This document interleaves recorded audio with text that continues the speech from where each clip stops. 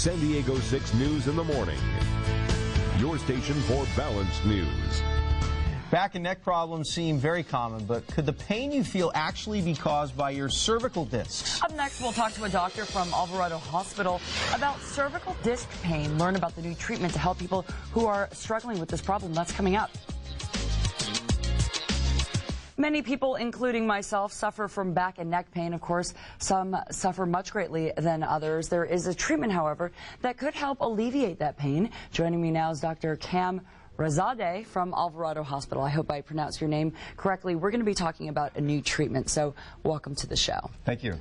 Okay, so first off, I mean, a lot of people do suffer with kind of various grades of back or neck problems. When is it a very serious condition that you might want to respond to? It's serious if it starts getting to be debilitating you from doing your regular activities, or if it starts radiating down your arm, or there's weakness or numbness. So it's not just your standard neck achiness or what we call a crick in the neck. It's different than that. Okay, and then let's talk about this one specific condition, and it's called a cervical or neck disc herniation.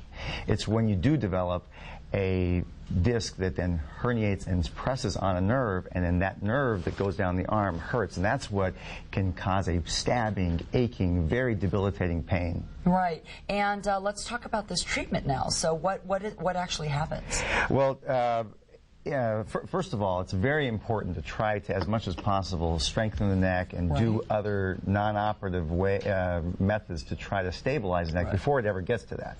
Let's say it gets to the point where the neck and arm pain becomes severe. Oftentimes, our most common way to treat this is this first prop that's shown here, where we'd actually have to take out the disc. Right here. Okay. Yes, this first one here is to take out the disc and replace it with a bone and a plate to stop it from moving. This is the standard procedure that's been used for over 15 years, and this allows that removal of the pressure on the nerves and stabilization. Well, nowadays new treatments are possible where we don't have to actually fuse the spine like you see here, where we can actually take the disc out and leave the motion like you see here. So you see the motion here, and then... Oh, that's right, because this is hard and this is actually bendable. Right, and you see how they rotate, the metal and plastic or these cushions that allow motion rather than the stiff one.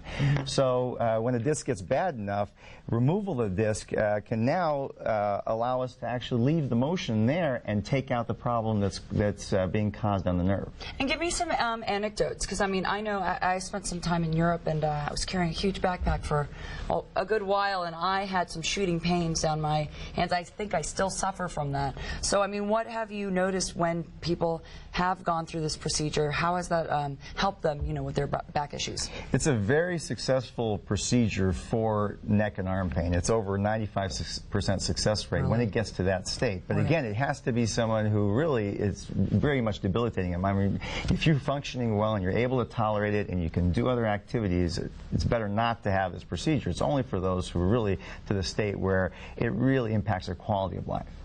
But you have seen dramatic improvement. Dramatic. It can resolve the pain 95% of the time. And are people actually exploring this as an option? Oh yes, it's a very common procedure for those who are in that state.